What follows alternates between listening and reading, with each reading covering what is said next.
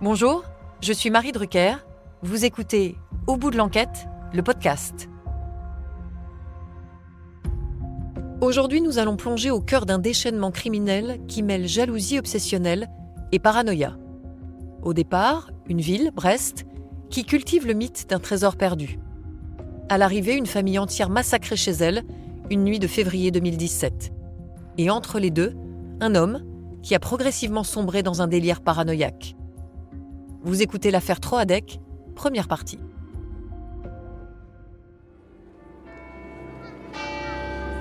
Orvaux, c'est un quartier résidentiel de la banlieue de Nantes. C'est une ville d'un peu plus de 25 000 habitants. François Rousseau, journaliste et auteur de Pour tout l'or du monde. C'est surtout une commune calme, tranquille, avec des petites maisons assez proches les unes des autres. La rue d'Auteuil, c'est un petit cul-de-sac, ça fait une petite boucle en fait sur des pavillons. Anaïs Denay, journaliste et autrice de Troadec et moi. C'est vraiment le cliché de la petite banlieue calme près de Nantes, quoi.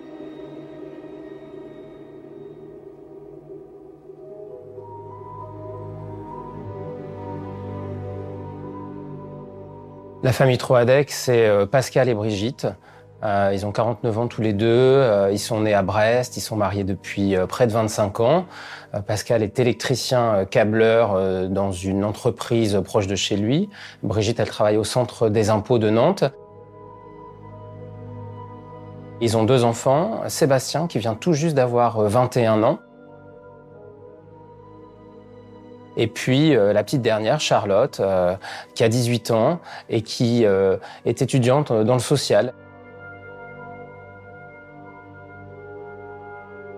C'est une famille très calme, très discrète, très peu connue du voisinage. Brigitte a 2 sœurs qui vivent toutes les 2 à Landerneau dans le Finistère. Et du coup, ces 2 sœurs vont tenter de la joindre 1 fois, 2 fois, 3 fois, 10 fois, 20 fois. Et tout le monde s'y met. Les neveux et les nièces de Brigitte appellent. Olivier Pacheux, avocat des tantes et cousines de Pascal Troadec. Ils appellent leur tante, ils appellent leurs cousins, ils essayent de les contacter sur les réseaux sociaux. Ça ne sonne et ça ne répond nulle part. Les 2 sœurs de Brigitte Troadec téléphonent au travail de Brigitte. Cécile de Oliveira, avocate des sœurs de Brigitte Troadec. Et à partir du moment où elles vont comprendre que Brigitte Troadec ne s'est pas présentée à son travail, là, elle lance une alerte, elle se déplace auprès de la police.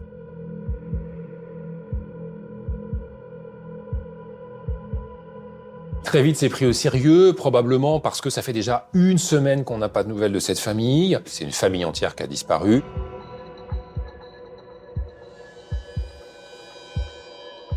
Il y a un équipage qui est dépêché sur place, un équipage de la sécurité publique. Jean-Daniel Morin, directeur d'enquête à la police judiciaire de Nantes. Nos collègues qui y vont faire le tour de la maison. Ils constatent que les 2 véhicules du couple sont sur le trottoir. Pascal, il a une Audi. Brigitte, elle a une BMW noire. Il ne manque qu'un seul véhicule. C'est la Peugeot qui appartient à Sébastien. Nous allons rentrer, nous, en fin de journée du 23 février 2017. Tony Bertrand, de la police judiciaire de Nantes. Quand nous arrivons sur place, nous entrons par l'arrière de la maison.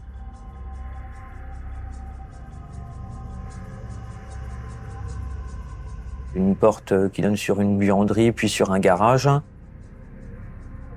Déjà, dès l'arrivée dans ce garage, on constate une trace de sang qui est assez intrigante.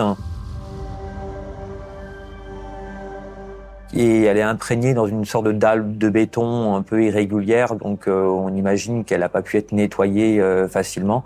Nous poursuivons notre progression et nous pénétrons dans les pièces de vie au rez-de-chaussée, qui sont les chambres et une salle de bain et un couloir menant à l'étage. Il découvre une maison extrêmement calme, extrêmement froide. Il fait 8 degrés, le chauffage a été coupé, il y a du linge dans le tambour de la machine à laver. Il n'y a plus de brosse à dents, il n'y a plus de brosse à cheveux. Les lits sont défaits de leur linge. On va s'apercevoir également qu'il manque certains matériels informatiques. Il n'y a plus d'ordinateur. Il y a des sushis périmés d'1 ou 2 jours dans le frigo. Bon, pourquoi on les a laissés là? Il y a de la vaisselle qui n'est pas complètement lavée dans l'évier, quelques couverts et puis un verre notamment.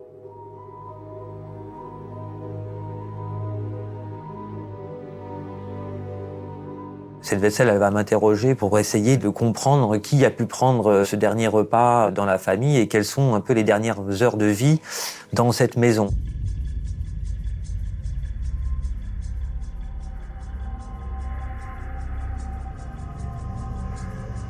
On va retrouver des traces de sang un peu partout dans la maison, jusque dans l'escalier qui va monter au premier étage.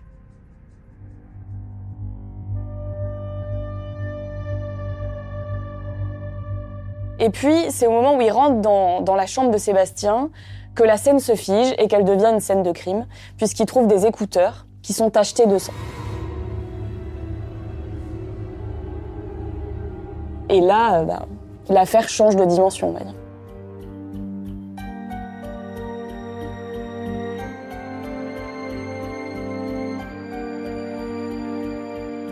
Notre sentiment à l'issue des constatations, c'est qu'il s'est passé quelque chose de grave, que cette famille, elle a disparu dans des circonstances qui sont plus que suspectes. Est-ce qu'ils ont été enlevés? Est-ce qu'ils ont été tués et transportés ailleurs? Donc là, c'est la course contre la montre. On va essayer d'apprendre le maximum d'informations en un minimum de temps sur cette famille que nous ne connaissons pas.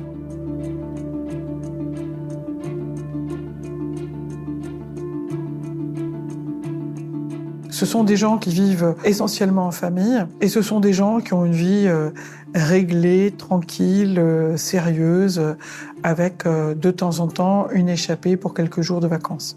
C'est un homme réservé, il peut avoir des airs un peu bourrus. Son rêve de gosse, c'était d'avoir une Audi. Il aura fallu qu'il approche la cinquantaine pour s'offrir une Audi d'occasion. Cette famille, c'est la famille lambda, qui n'a pas de raison de changer de vie, et c'est d'autant plus inquiétant, cette disparition. Les enquêteurs, ils vont lancer des recherches dans tous les sens. Ils vont éplucher les comptes bancaires, ils vont éplucher les relevés téléphoniques. Dans la nuit du 16 au 17 février, Sébastien pianote sur son téléphone et son téléphone sera le dernier à s'éteindre à 3h12 du matin. Tout s'est arrêté à un instant T et les policiers vont très vite le comprendre. Une famille ne se volatilise pas complètement comme ça. En fait, on parle quand même de quatre personnes. Très vite, le parallèle est fait avec l'affaire Xavier Dupont de Ligonnès, parce que ça fait écho à ce drame de 2011, de cette famille décimée. Et c'est à 4 km seulement de la famille Troadec. Nous faisons un parallèle avec Xavier Dupont de Ligonnès. Donc forcément, oui, l'un de mes premiers réflexes, c'est d'aller voir dans le jardin, voir s'il y a de la terre qui a été remuée, voir si la dalle en béton n'a pas été attaquée, voir s'il y a du ciment frais.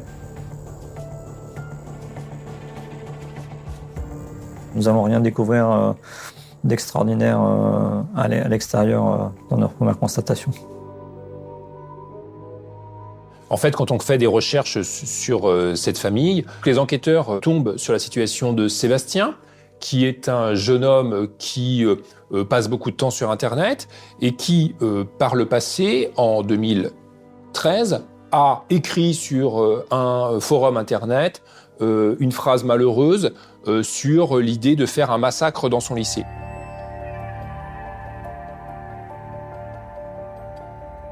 Demain, je vais venir et je vous tuerai tous avec mon flingue. Effectivement, c'est très intriguant.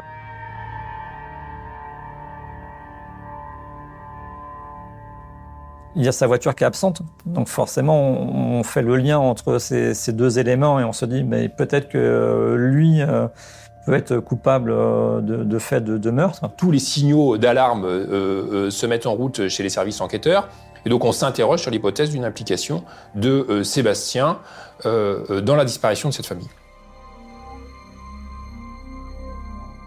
Il se trouve que c'est un gamin qui était très actif sur les réseaux sociaux, notamment sur Twitter, sur jeuxvideo.com où il s'appelait Sébi.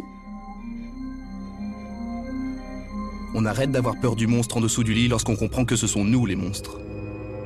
Il parle de son père qui crie dans la maison, qui a bu, qui n'en peut plus de ce père, qu'un jour ça va péter. Mon père gueulait, j'arrêtais pas de lui dire « ferme ta gueule ». Il continuait à brailler.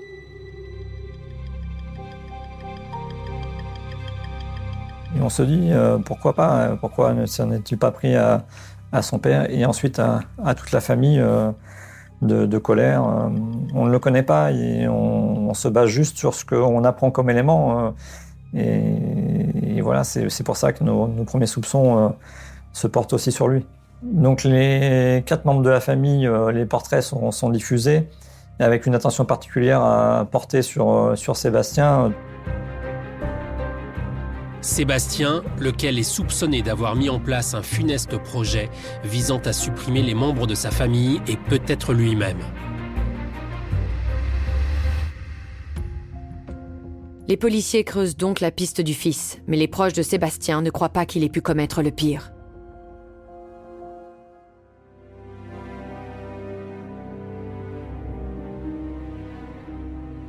Du côté des familles, c'est absolument inenvisageable. Parce que eux savent que ça ne peut pas être Sébastien. Au lycée où étudie Sébastien Troadec en BTS, ses copains disent tout de suite « Attendez, c'est pas possible.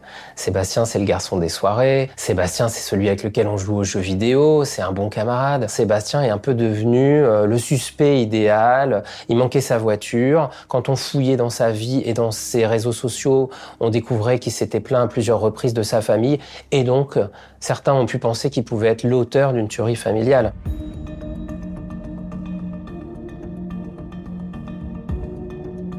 On nous le décrit comme quelqu'un de tout à fait ancré dans la société, pas en marge, pas dépressif. Tony Bertrand, de la police judiciaire de Nantes. On a l'impression que cet événement de menace est vraiment derrière lui. Il n'est plus dans ce profil, en tout cas. C'est une piste qui va être rapidement évacuée.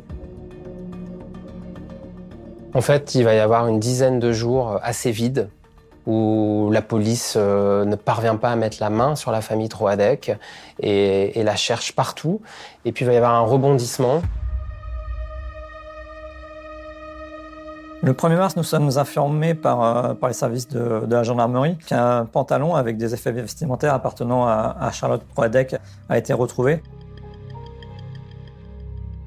Une carte vitale, une carte bancaire, une carte de fidélité sur la commune de Dirinon, donc dans le Finistère et assez loin d'Orvaux puisqu'on est quand même à plus de 250 km d'Orvaux et du domicile de la famille Troadec.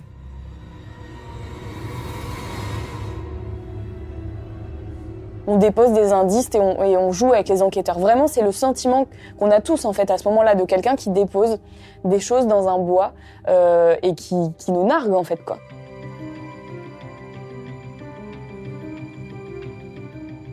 Il y a un chien pisteur qui va être engagé et des moyens importants qui vont être déployés pour essayer de retrouver le maximum d'éléments.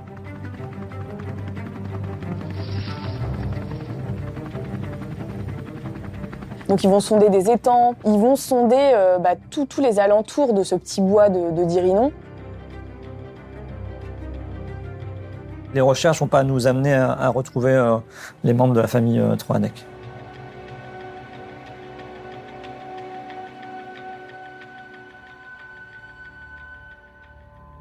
Les enquêteurs passent à la vitesse supérieure dans l'affaire de la disparition de la famille Troadec. Depuis plusieurs heures, des dizaines de policiers, gendarmes, plongeurs mènent des battues dans une forêt. Ce matin, la voiture du fils a été retrouvée. Les enquêteurs la recherchaient depuis une semaine. Une Peugeot 308 gris clair, celle de Sébastien Troadec, le fils aîné de la famille.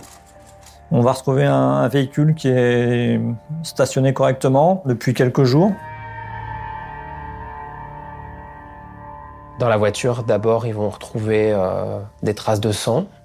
Donc, ils vont voir que du sang a coulé dans ce véhicule. Et des traces de sang assez importantes sur la banquette arrière et le coffre. Il s'avérera un peu plus tard que c'est le sang de la famille Troadec. Là, ça confirme en tout cas que le véhicule a été utilisé, probablement pour transporter les corps. La voiture de Sébastien Troadec va contenir des traces ADN qui vont être essentielles. On en trouve 2 traces infimes sur une commande de ventilation du véhicule et sur le rétroviseur intérieur. Cet ADN, il appartient à Hubert Kawissin.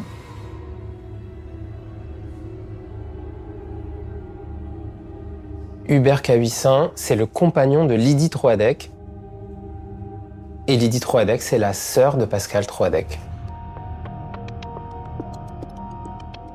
Nous allons recevoir un rapport de rapprochement positif du fichier national des empreintes génétiques, où on va découvrir que le verre qui a été découvert dans la cuisine de la famille Troadec à Orvaux correspond à l'ADN prélevé sur Hubert Kawissin. Et nous avons également l'ADN qui a été retrouvé dans la voiture de Sébastien, 2 lieux où il n'avait pas de raison de se trouver. La science a parlé, les analyses génétiques ont parlé. C'est une toute autre affaire.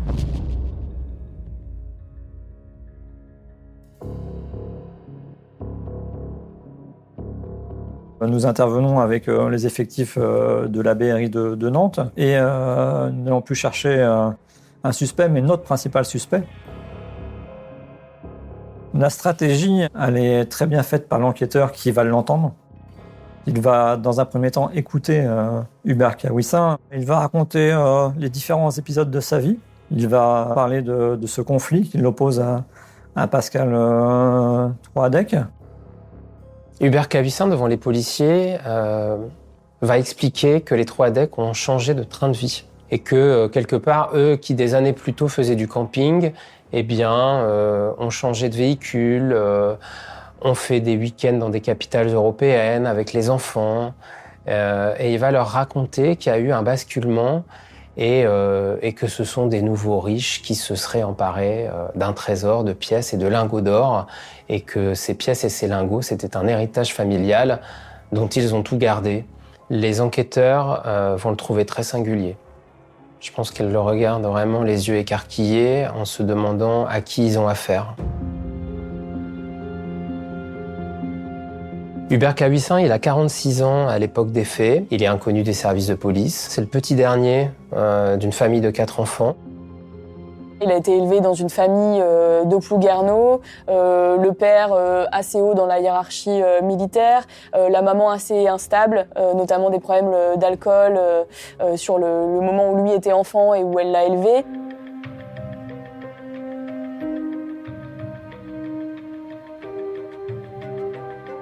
Vers 16 ans, il est entré comme apprenti chaudronnier à l'arsenal de Brest. C'est quelqu'un d'intelligent, c'est quelqu'un qui ne rechigne pas au travail, c'est quelqu'un de courageux.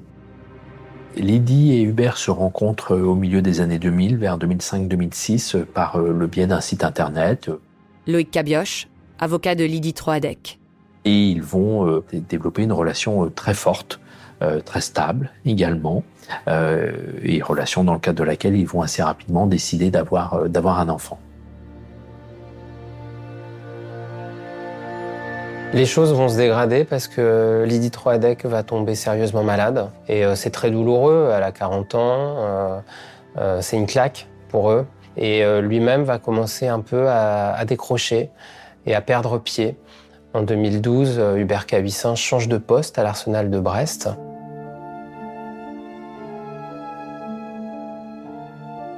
Hubert Kawissin va travailler à l'entretien des sous-marins nucléaires. Il va considérer que c'est une vie beaucoup plus difficile pour lui. D'abord, c'est bruyant, il déteste le bruit. Hubert Kawissin va être victime d'une hypersensibilité à certains bruits. Thierry Fillon, avocat d'Hubert Kawissin. Qui vont considérablement le perturber sur le plan physiologique, mais aussi sur le plan psychologique.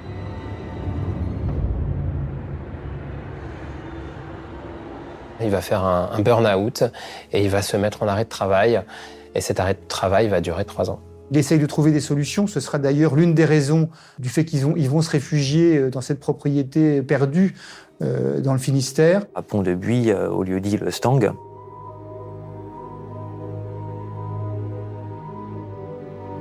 une immense propriété sur 32 hectares avec une maison principale qui correspond à une ancienne ferme et puis quelques dépendances. Il y a un accès sur une vasière en plus et tout est entouré de ronciers. Stéphane Cantero, avocat général. Si on voulait vraiment se protéger de l'extérieur, parmi les ronces, parmi la vase, et vraiment se mettre à l'écart, c'était bien trouvé en fait.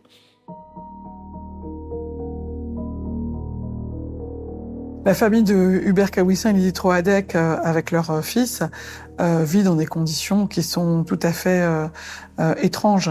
Le petit garçon ne va pas à l'école. Ce sont ses parents qui lui font cours. Hubert Kawissin est en arrêt maladie depuis plusieurs mois, plusieurs années. Même il reprend avec un petit mi-temps thérapeutique. Et Lydie Troadec est en arrêt maladie à la suite d'une maladie grave.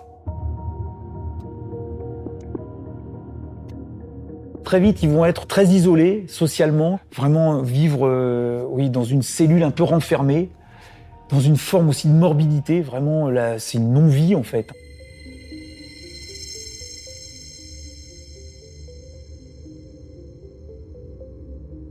On a besoin de vérifier son emploi du temps.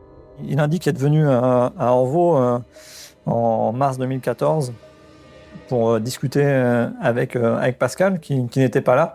Il va indiquer que c'est la dernière fois où il est venu à Orvault. Évidemment, son ADN est présent sur les lieux, donc il est coincé.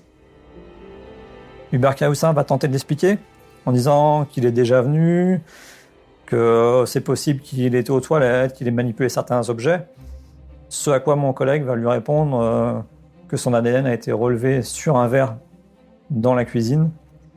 Et là, Hubert Kawissin va passer aux aveux et raconter tous les faits en une seule traite sur de nombreuses pages d'audition et dans les moindres détails.